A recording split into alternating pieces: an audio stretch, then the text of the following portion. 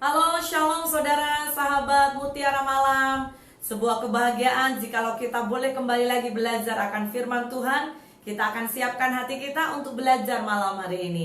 Kami mengucap syukur ya Tuhan bahwa kasih setiamu sampai hari ini kami boleh rasakan kekuatan dan damai sejahtera menjadi bahagian kami. Baik tubuh, jiwa, roh kami. Kami melewati ada banyak badai kehidupan, tapi kami percaya Engkau Immanuel di dalam hidup kami. Kami mengucap syukur untuk malam ini ya Tuhan. Kami rindu akan sekali lagi diisi akan firman-Mu dan kami bertumbuh menjadi umat pemenang. Terpujilah namamu ya Bapa. Kami berterima kasih. Di dalam nama Yesus kami sudah berdoa. Haleluya. Amin. Amin. Sekali lagi saudara, saya ucapkan shalom untuk setiap saudara yang sudah join live malam hari ini. Ya saudara, malam hari ini kita akan belajar akan kebenaran firman Tuhan. Yang saya berikan satu topik atau tajuk, yaitu indahnya mengembalikan persepuluhan. Wow ya saudara, satu topik yang sangat-sangat menarik menurut saya. Sebab ini adalah salah satu topik yang ketika kebanyakan umat percaya mendengar bahagian ini, ada banyak di antara kita ya, ada banyak seringkali kita tidak berminat untuk kita belajar mengenai persepuluhan. Tetapi malam hari ini saudara, saya mendorong setiap saudara, mari ikuti dulu sebuah pemahaman yang saya berdoa ini adalah pewahyuan untuk setiap kita ya. Kenapa saudara? Karena sebuah kata atau persepuluhan adalah sebuah pembelajaran yang sangat diperlukan umat percaya untuk mengerti bagaimana kita memberi dan apa basic atau apa dasar di sebalik itu. Pada malam ini saya mau mengawali kita untuk kita belajar lebih dalam lagi mengenai persepuluhan.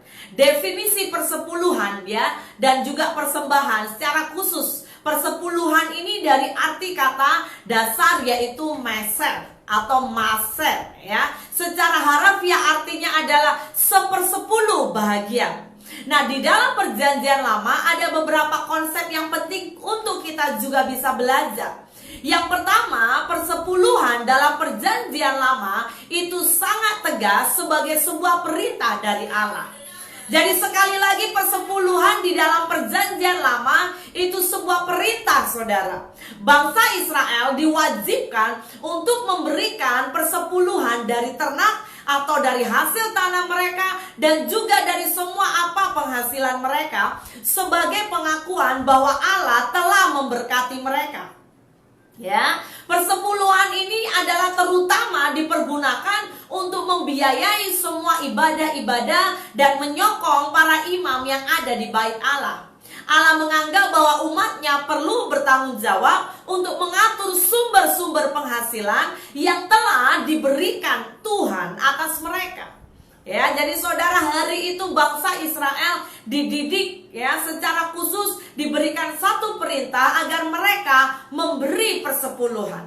Yang kedua, inti dari persepuluhan ialah sebuah pengertian sebetulnya bahwa Allah yang memiliki segalanya. Ya, Allah yang menciptakan segalanya, Allah memiliki segalanya dan manusia diciptakan olehnya. Jadi tidak ada satupun yang kita miliki hari ini itu milik kita, tetapi semua itu dititipkan.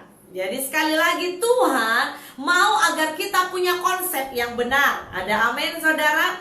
Ya, jadi setiap kita itu dititipi atau dipercayakan.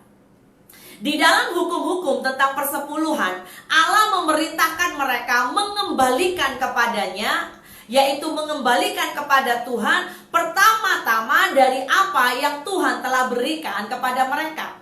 Bahkan selain persepuluhan, bangsa Israel juga dituntut hari itu juga mau memberikan persembahan-persembahan yang lain. Ya, ada beberapa korban-korban jika saudara belajar dari kitab Imamat, baik itu korban bakaran, baik itu korban sajian, korban keselamatan, korban penghapus dosa, dan juga korban penebus salah.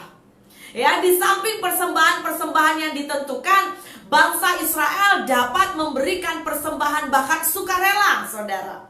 Misalnya ketika bangsa Israel membangun kemah suci di Gunung Sinai, ya, mereka memberi bahkan sangat sukarela dalam pembangunan tenda dan juga perabot. Kita akan baca Dari Keluaran 35 ayat 29.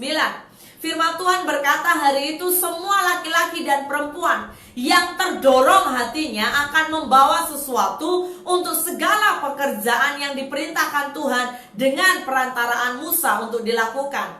Mereka itu yakni orang Israel, yaitu khususnya hari itu membawanya sebagai persembahan sukarela bagi Tuhan.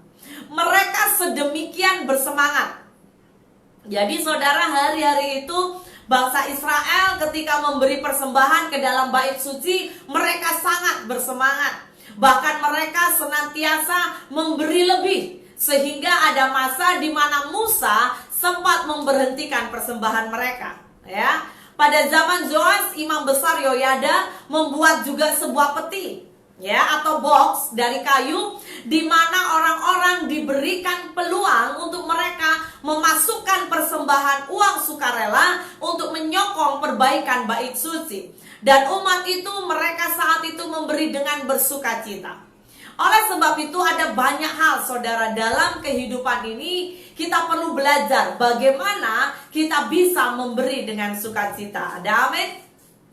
Di sisi lain umat Allah juga seringkali, ya, di sebagian sisi lain umat Allah juga ada yang mementingkan diri sendiri. Mereka menahan keuangan mereka untuk mereka tidak berikan untuk Tuhan. Oleh karena itu Tuhan mendisiplin mereka dan mengatur sebuah persembahan persepuluhan dan persembahan-persembahan mereka. Ketika membangun bait suci yang kedua, orang Yahudi tampaknya tidak lebih memperhatikan pembangunan khususnya bait suci. Mereka lebih memperhatikan pembangunan rumah mereka masing-masing. Bahkan sampai membiarkan rumah Tuhan rusak. Akibatnya kalau saudara baca dalam kitab Hagai, ada banyak orang menderita kemunduran dan dalam keuangan mereka mengalami satu kemerosotan. Hagai 1, saya mau kita baca ya saudara, Anda boleh dengar dan Anda juga boleh buka. Kalau Anda ada Alkitab di sisimu, Anda boleh buka. Begini firman Tuhan, Hagai 1 ayat 2, Allah semesta alam, bangsa ini berkata, sekarang belum tiba waktunya untuk membangun lagi kembali rumah Tuhan. Maka datanglah firman Tuhan dengan perantaraan Nabi Hagai, bunyinya, apakah sudah tiba waktunya bagi kamu untuk mendiami rumah-rumahmu yang dipapani dengan baik, sedang rumah ini tetap menjadi reruntuhan? Ayat 5 berkata, oleh sebab itu beginilah firman Tuhan semesta alam, perhatikanlah keadaanmu. Kamu menabur banyak tetapi membawa pulang hasil sedikit. Kamu makan tetapi tidak sampai kenyang. Kamu minum tetapi tidak sampai puas. Kamu berpakaian tetapi tidak sampai panas. Dan orang yang bekerja untuk upah, ia bekerja untuk upah yang ditaruh dalam pundi-pundi yang berlobang. Beginilah firman Tuhan semesta alam, perhatikanlah keadaanmu. Saudara perhatikan, 2 kali kata ini muncul. Perhatikanlah keadaanmu, perhatikanlah keadaanmu. Ayat 8 saya lanjutkan. Jadi naiklah ke gunung, bawalah kayu dan bangunlah rumah itu, maka aku akan berkenan kepadanya dan aku akan menyatakan kemuliaanku di situ, firman Tuhan. Kamu mengharapkan banyak tetapi hasilnya sedikit, dan ketika kamu membawanya ke rumah, aku menghembuskannya. Oleh karena apa? Perhatikan. Demikianlah firman Tuhan semesta alam, oleh karena rumahku, rumah Tuhan maksudnya, yang tetap menjadi reruntuhan, sedang kamu masing-masing sibuk dengan urusan rumahnya sendiri. Saudara, betapa sangat seriusnya Tuhan memberatkan yang namanya rumah atau bait Allah itu harus menjadi prioritas dalam hidup bangsa Israel. Hari itu Tuhan mau mengajari kepada umat Israel, mari belajar utamakan Tuhan dahulu daripada semua kepentingan mereka. Kita akan lihat sekali lagi juga contoh dari kehidupan khususnya di zaman Nabi Maleaki. Sekali lagi umat Allah hari itu juga sangat-sangat mengecewakan Tuhan sebab mereka menolak memberikan persepuluhan. Kita akan melihat Maleaki 3 dari ayat yang ke-8 ya. Saya percaya ini ayat sangat familiar, tapi kita akan membaca dan merenungkannya sekali lagi. Ayat 8 berkata, bolehkah manusia menipu Allah? Namun kamu menipu aku. Tetapi kamu berkata, dengan cara apa, bagaimanakah kami menipu engkau? Mengenai persembahan persepuluhan dan persembahan khusus. Kamu telah kena kutuk, tetapi kamu masih menipu aku. Ya, kamu seluruh bangsa. Bawalah seluruh persembahan persepuluhan itu ke dalam rumah perbendaharaan, supaya ada makanan di rumahku. Dan ujilah aku, firman Tuhan semesta alam, apakah aku tidak akan membuka bagimu tingkap-tingkap langit dan mencurahkan berkat kepadamu sampai berkelimpahan. Aku akan menghardik bagimu belalang pelahap, supaya jangan dihabisinya hasil tanahmu, dan supaya jangan pohon anggur di padang tidak berbuah bagimu, firman Tuhan semesta alam. Maka segala bangsa akan menyebut kamu berbahagialah, ya, atau berbahagia, sebab kamu ini akan menjadi negeri kesukaan, firman Tuhan semesta alam. Saudara, dalam masa Maleaki hari itu dengan tegas Tuhan berkata, kamu telah menipu Tuhan. Wow, ini sebuah peringatan yang tajam, ya. Dikatakan kamu telah menipu Tuhan. Dan mereka bertanya, bagaimana kami menipu engkau? Dan Tuhan menjelaskan, dengan persembahan persepuluhan dan persembahan khusus. Saudara, saya yakin bahwa Tuhan punya alasan yang kuat, ya. Kenapa Allah memberikan perintah yang begitu tegas agar umatnya mengembalikan persepuluhan. Ingat saudara, ini perkara yang penting.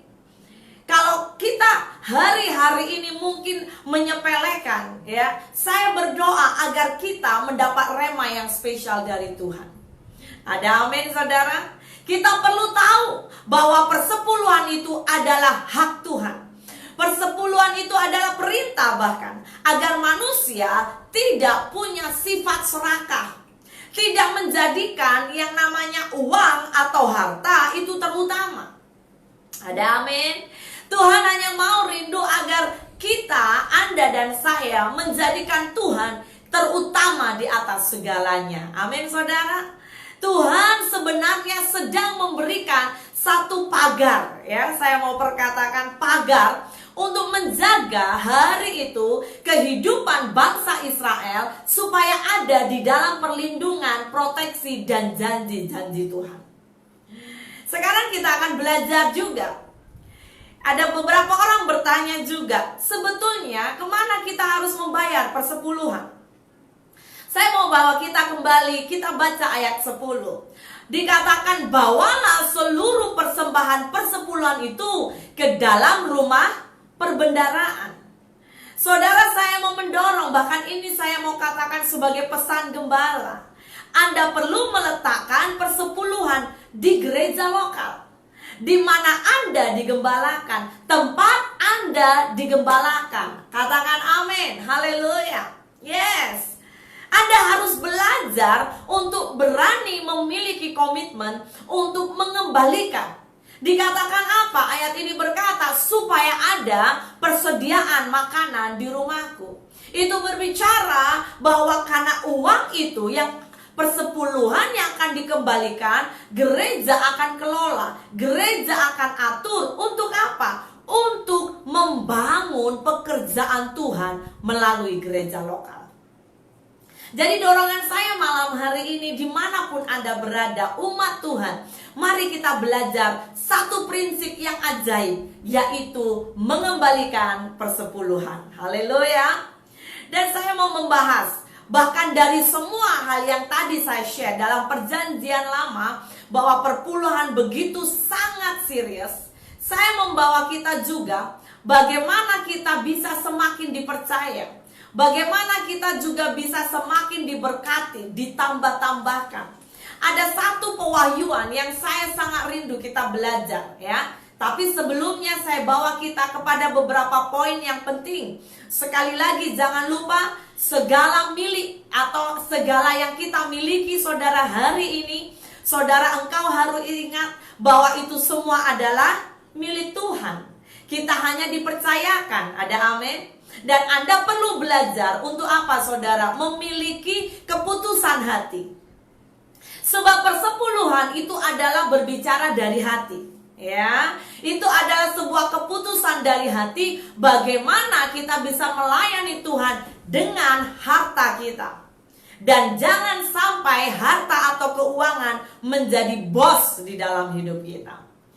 Dalam Matius 6 ayat 19 sampai 24 berkata, "Janganlah kamu mengumpulkan harta di bumi.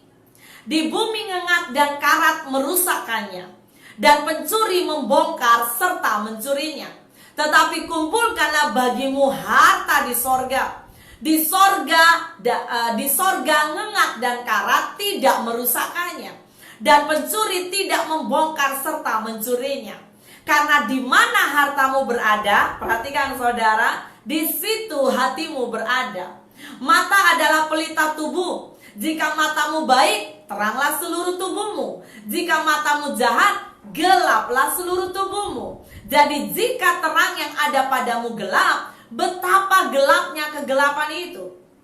Tak seorang pun dapat mengabdi kepada dua tuan. Karena jika demikian, ia akan membenci yang seorang dan mengasihi yang lain. Atau ia akan setia kepada yang seorang dan tidak mengindahkan yang lain. Kamu tidak dapat mengabdi kepada Allah dan kepada Mamon." Amin. Jadi mulai hari ini, mari saudara, biar hati kita itu dikendalikan oleh Tuhan. Amin saudara. Dan ingatlah bahwa persembahan itu dipakai untuk memperluas kerajaannya, khususnya pekerjaan-pekerjaan Tuhan di gereja lokal. Amin saudara. Untuk mengumpulkan harta di sorga, mari kita belajar untuk takut akan Tuhan.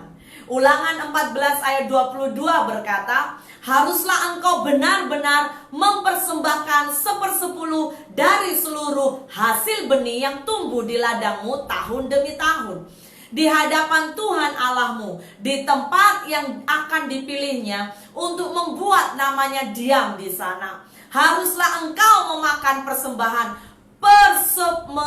persepuluhan dari gandummu, dari anggurmu, dan minyakmu, ataupun dari anak anggurmu." Ya, dikatakan ataupun dari anak-anak sulung lembu sapimu dan kambing dombamu, supaya engkau belajar untuk apa? Takut akan Tuhan. Ya, saudara, ini harus sangat penting, kita harus mempersembahkan. Karena persepuluhan itu amat sangat penting. Ada amin saudara? Selanjutnya kita belajar ya. Persepuluhan kita juga harus sesuai dengan penghasilan yang kita peroleh.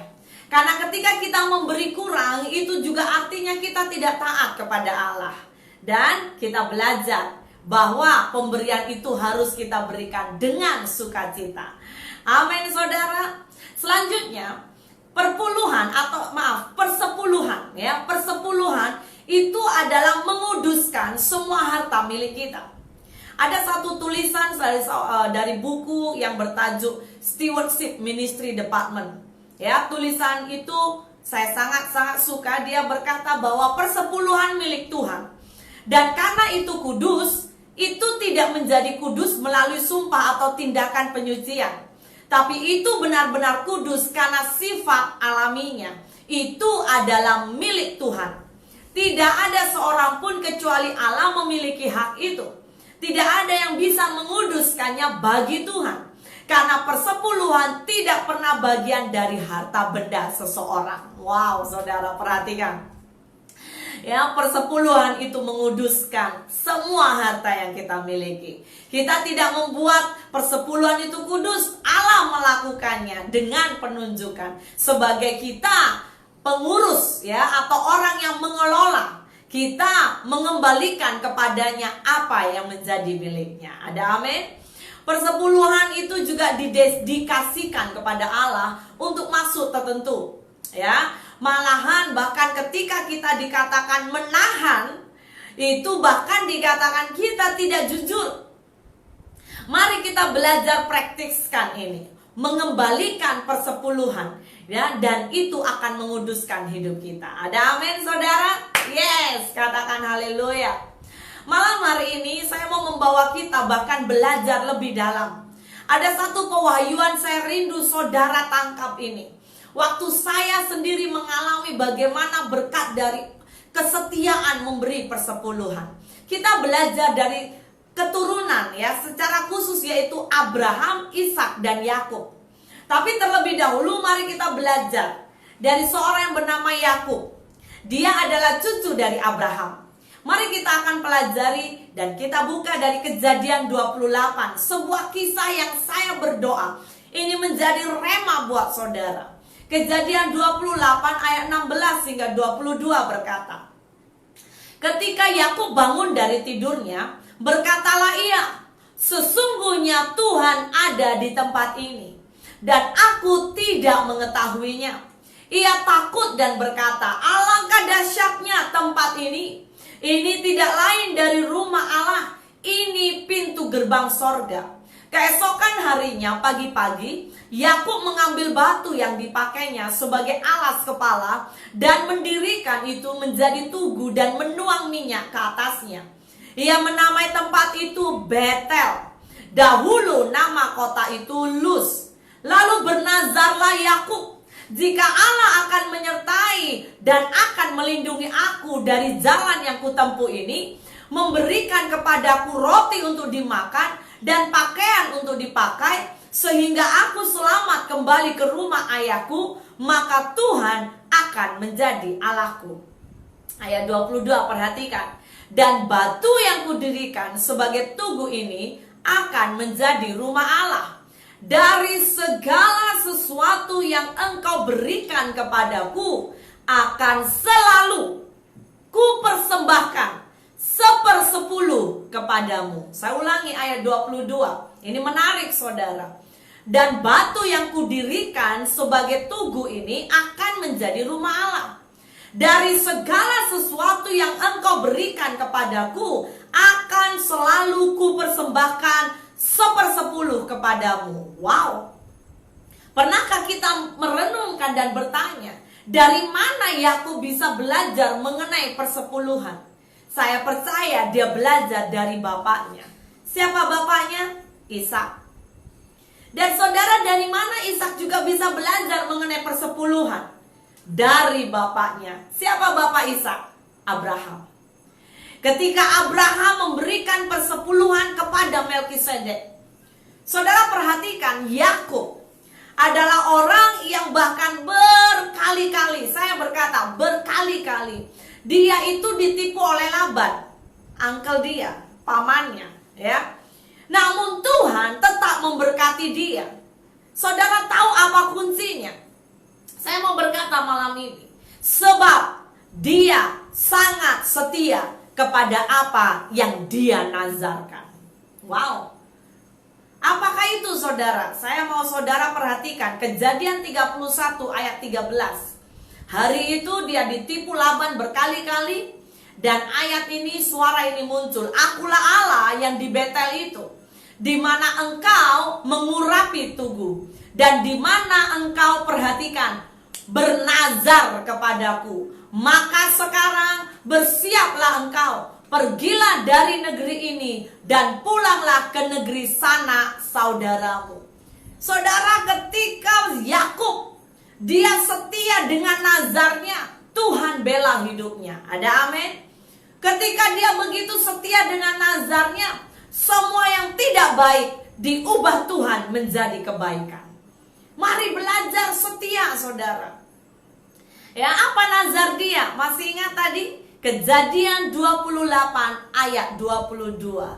Dia berkata, dan batu yang kudirikan sebagai tugu ini akan menjadi rumah Allah.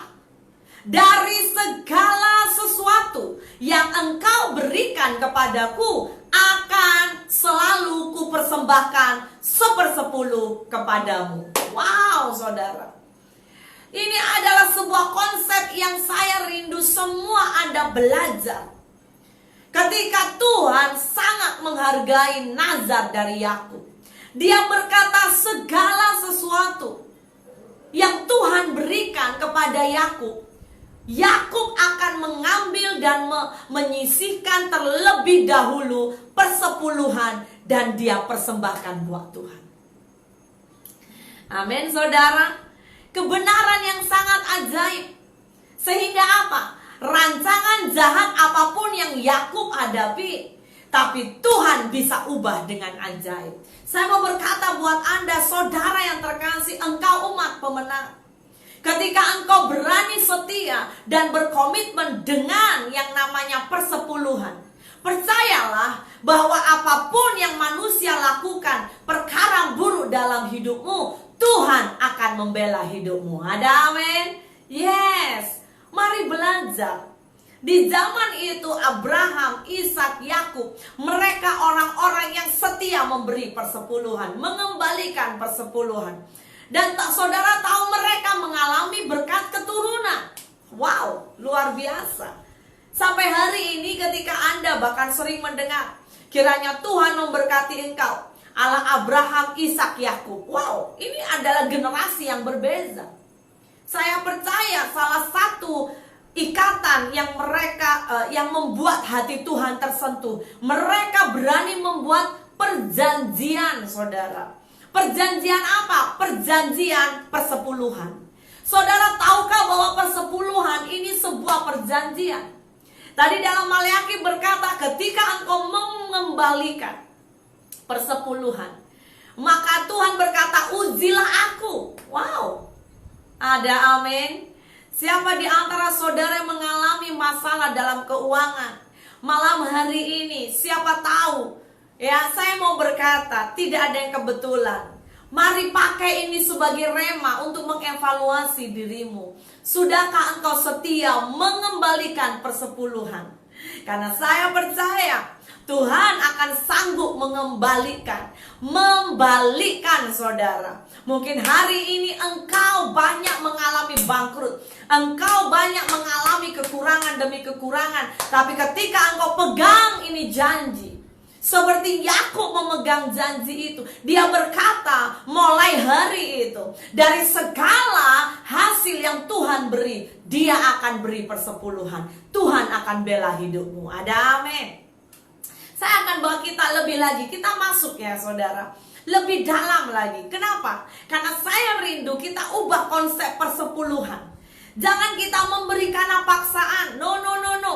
Ya, jangan engkau memberi karena apa? Karena disuruh. No. Tapi kita rindu, kita sadar, kita memberi sebab kita membuat sebuah perjanjian. Katakan amin. Haleluya. Yes. Kita mau buka dalam Ibrani 7.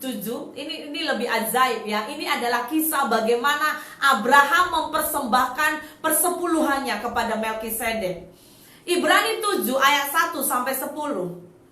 Izinkan saya baca untuk kita agar saudara menangkap pengertiannya dengan jelas. Ayat 1 berkata, sebab Melkisedek, perhatikan, Melkisedek adalah Raja Salem dan imam Allah yang maha tinggi. Ia pergi menyongsong Abraham ketika Abraham kembali dari mengalahkan raja-raja dan memberkati dia. Ayat 2. Kepadanya pun Abraham memberikan persepuluhan dari semuanya. Menurut arti namanya, Melkisedek adalah pertama-tama Raja Kebenaran dan juga Raja Salem, yaitu Raja Damai Sejahtera. Ia tidak berbapak, tidak beribu, tidak bersisilah, harinya tidak berawal, dan hidupnya tidak berkesudahan. Dan karena ia dijadikan sama dengan anak Allah, ia tetap menjadi imam sampai selama-lamanya. Wow, saudara perhatikan. Camkanlah betapa besarnya orang itu yang kepadanya Abraham, bapa leluhur kita, memberikan 1/10 dari segala rampasan yang paling baik. Dan mereka dari anak-anak Lewi yang menerima jabatan imam mendapat tugas menurut hukum Taurat untuk memungut persepuluhan dari umat Israel, yaitu dari saudara-saudara mereka, sekalipun mereka ini juga adalah keturunan Abraham. Tetapi Melkisedek yang bukan keturunan mereka memungut persepuluhan dari Abraham dan memberkati dia walaupun ia adalah pemilik janji. Saya baca ayat 7 saja ya saudara. Memang tidak dapat disangkal, ini penting sekali, bahwa yang lebih rendah diberkati oleh yang lebih tinggi. Saya baca sekali lagi, ayat 7 ini ajaib. memang tidak dapat disangkal bahwa yang lebih rendah diberkati oleh yang lebih tinggi. Saudara, kenapa Abraham memberi persepuluhan pada Melkisedek? Saya mau berkata, sebab Abraham itu sebetulnya hari itu dia mau berkata, betapa Melkisedek lebih besar, lebih berkuasa, lebih ajaib, lebih tinggi dari hidup Abraham. Haleluya. Ayat 7 itu pernyataan sangat jelas. Abraham berkata, memang tidak dapat disangkal bahwa yang lebih rendah diberkati oleh yang lebih tinggi. Wow. Siapa Melkisedek? Ya, ada beberapa orang bertanya, itu manusia, imam biasa. Tapi saudara, saya mau kita baca ya. Ayat ini luar biasa. Ayat 3 jelas menyatakan siapa Melkisedek. Dari ayat 2 dulu. Saya baca 2b dan ayat 3. Menurut arti namanya, Melkisedek adalah pertama-tama Raja Kebenaran. Ingat, ini arti namanya. Raja Kebenaran, Raja Salem, yaitu Raja Damai Sejahtera. Ayat 3 berkata, ia tidak berbapa, tidak beribu, tidak bersilsilah. Berarti tidak ada sebuah garis keturunan secara manusia. Harinya tidak berawal, hidupnya tidak berkesudahan. Dan karena ia dijadikan sama dengan anak Allah, ia tetap menjadi imam, perhatikan, sampai selama-lamanya. Nah saudara, saya mau bertanya, menurut Anda, siapakah Melkisedek? Secara jelas kita tahu Melkisedek adalah Tuhan Yesus. Haleluya. Dia imam. Ya. Dan hari itu Abraham sangat-sangat sadar. Dia itu harus menerima berkat, dikatakan ayat 7 tadi, dari yang lebih tinggi. Dan dia tahu saudara, kunci, ya, atau saya mau pakai bahasa brankas atau box berkat itu dibuka dengan cara apa? Mempersembahkan persepuluhan. Wow, mari katakan yes, haleluya. Ya, mulai malam ini mari ubah dan buang jauh-jauh konsep lama kita. Ketika engkau mempersembahkan persepuluhan, hati-hati dengan hati kita. Jangan paksaan, jangan beban. Tapi itu sebagai sebuah kesadaran. Sama seperti Abraham, dia berkata, dia atau Tuhan itu lebih besar. Tuhan yang sudah memberikan pengorbanan hidupnya untuk Anda dan saya. Dia yang memiliki segalanya. Bukanlah hal yang susah kita memberi persepuluhan. Katakan amin, haleluya. Saudara, ketika engkau memberi persepuluhan, saya berdoa, mari beri dengan sebuah hati yang benar. Anda harus memberi dan meletakkannya karena engkau takut kepada Tuhan. Ada amin saudara. Kadang-kadang kebanyakan manusia, beberapa umat percaya, kita menghitung-hitung. Kenapa saya harus bagi ke gereja? Kenapa bla bla bla? Senang saja, pastor boleh makan, enjoy. Saudara, saya mau berkata, mengembalikan persepuluhan itu urusanmu dengan Tuhan. Ketika engkau mau menerima upahmu itu akan engkau dapatkan dengan ajaib ketika engkau memberi dengan sikap hati yang benar. Katakan amin. Mari kita belajar saudara. Ada amin. Ketika kita memberi persepuluhan, itu akan memperlihatkan, mengekspresikan kesetiaan dan ketaatan hidup kita di hadapan Tuhan. Ada amin saudara. Yes, ya. Sebab apa? Persepuluhan itu sebuah anugerah, sebuah penghormatan untuk kita bisa, saudara perhatikan, mengembalikan untuk Tuhan. Kalau Tuhan pemilik segalanya, bila-bila dia boleh ambil semua yang kita miliki. Betul saudara? Ayub berkata, aku lahir, aku kembali dengan telanjang, aku tidak bawa apa-apa. Jadi mari kita mulai hari ini jaga hati kita, punya konsep yang benar, supaya Anda dan saya dipercayakan yang lebih dari Tuhan. Katakan amin. Yes. Kalau kita masuk dalam konsep perjanjian baru, Paulus lebih tajam menekankan bahwa persembahan yang harus kita bawa ke Tuhan itu Roma 12 ayat 1. Persembahan yang hidup, yang kudus, dan yang berkenan. Jadi perjanjian baru itu lebih berat. Ya, kenapa? Karena kita sudah ditebus dengan harga yang mahal. Jadi engkau harus persembahkan tubuhmu, jiwamu, waktumu, segala yang kau miliki buat Tuhan. Amin, saudara. Makanya Paulus mempunyai satu moto dalam hidupnya. Hidupku bukannya aku lagi, tapi Kristus dalamku. Amin. Kalau engkau adalah sadar, engkau adalah milik Tuhan, engkau sudah ditebus oleh darah Yesus, engkau tidak akan hidup cincai. Amin. Engkau juga tidak menggunakan keuanganmu cincai. Engkau sadar bahwa semua itu titipan Tuhan. Engkau sadar bahwa semua adalah kepercayaan yang Tuhan berikan kepada engkau. Baik engkau yang hari ini dipercayakan masih level sederhana, medium, atau kaya sekali, saya berdoa engkau harus bisa menjadi orang yang dipercaya Tuhan. Amin, saudara. Yeah. Dan kembali lagi saya ingatkan betapa pentingnya persepuluhan. Itu menjadi pagar hati kita. Bahkan dalam perjanjian baru, dalam 1 Timotius 6 ayat 10 berkata, karena akar segala kejahatan ialah cinta uang. Sebab oleh memburu uanglah beberapa orang telah menyimpang dari iman dan menyiksa dirinya dengan berbagai-bagai duka. Tuhan tidak mau, saudara, bahwa kita punya sifat serakah. Sebab serakah itu termasuk penyembahan berhala. Saya mau tunjukkan Kolose 3 ayat 4-6. Kolose 3 ayat 4-6 berkata, apabila Kristus yang adalah hidup kita menyatakan diri kelak, kamu pun akan menyatakan diri bersama dengan Dia dalam kemuliaan.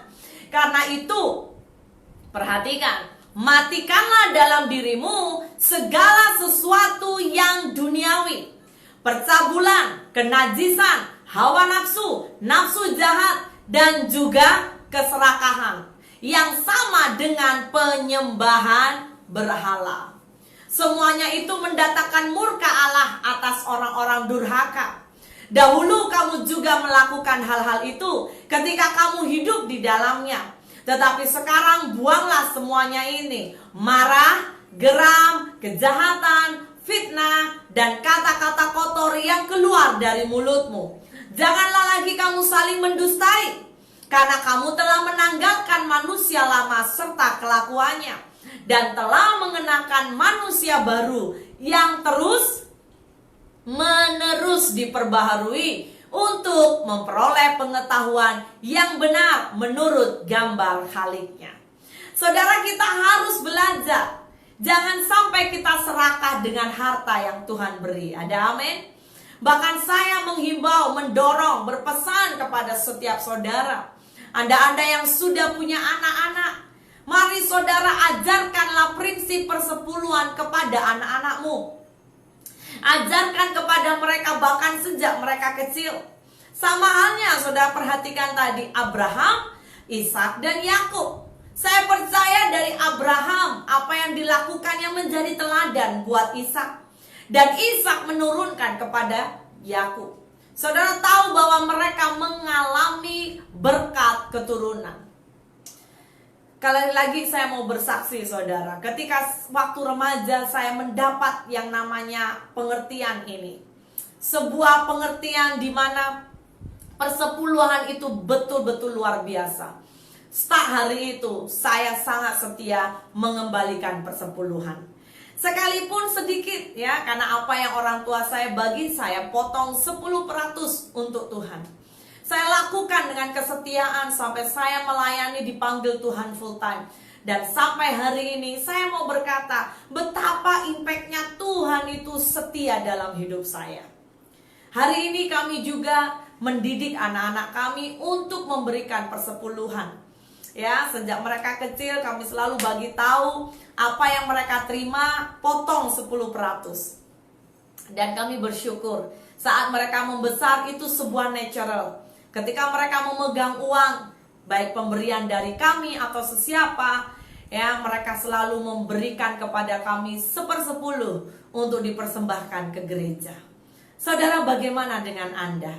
Maukah engkau mendidik anak-anakmu untuk setia mengembalikan persepuluhan? Ingat saudara, semua yang Tuhan beri dalam hidup kita itu anugerah. Ada amin? Yang Tuhan cari adalah adakah kita punya ketaatan dan kesetiaan? Adakah kita bisa dipercaya? Ada amin saudara? Yes. Saya percaya malam hari ini sebuah malam di mana ada pembaharuan dalam hidup kita. Ya, ingat saudara, setiap kita ketika kita mengembalikan persepuluhan, kita sedang membuktikan kesetiaan, ketaatan, penghormatan kita. Karena kita sadar Dia lebih besar, Dia lebih ajaib dari hidup kita. Amin. Saat ini saya akan berdoa untuk setiap saudara, ya. Dan biar engkau dimanapun kau berada, ketika engkau bergumul dengan finansial keuangan, mari ingat ini. Mungkin ini saatnya engkau harus berani memiliki sebuah komitmen mengembalikan persepuluhan untuk Tuhan. Bapa di sorga, hamba berdoa ya Tuhan. Hamba sudah menyampaikan kebenaran firman-Mu. Hamba berdoa biar Engkau menyempurnakannya ya Bapa. Dan biarlah benih firman-Mu jatuh di tanah yang subur. Jamah setiap mereka yang sudah join live malam ini. Tuhan, jika ada di antara mereka yang sedang bergumul, yang ada sedang bahkan bermasalah dengan keuangan, Tuhan, kami berdoa berkati mereka. Jadikan mereka umat-umat pemenang yang punya kerelaan, punya kesukaan, punya kebanggaan mengembalikan persepuluhan. Karena kami sadar Tuhan, kami sadar bahwa ada sebuah keindahan ketika kami mengembalikan persepuluhan. Kami mau belajar, kami tidak mau melihat dengan mata kami Tuhan, tapi kami mau melakukan dari hati kami. Kami lakukan karena kami takut akan Tuhan. Terima kasih ya Bapa, diberkati setiap mereka Tuhan, dan anugerah damai sejahtera-Mu turun dalam hidup mereka malam ini. Terpuji nama-Mu, di dalam nama Yesus kami berdoa, haleluya, amin, amin, amin. Tuhan Yesus memberkati saudara, tetap kuat, umat pemenang. God bless you.